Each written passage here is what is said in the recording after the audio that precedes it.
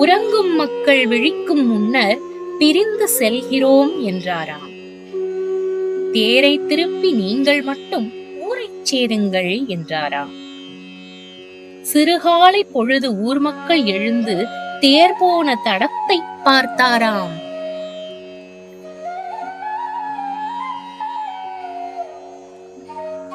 தேர் போனதாலே நான் போனதாக ஊர் போய் சேர்வார் என்றாராம். சுந்தரராமன் சொல்லியபடியே மந்திரி சுமந்திரர் செய்தாராம்.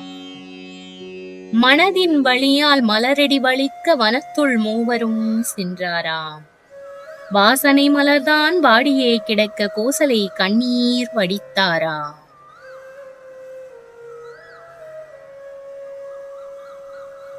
என்னதான் பாவம் செய்தேனோ எனக்கு புத்திர சோகம் ஏன் என்றாராம். உன் பாவம் அல்ல, என் பாவம் அம்மா.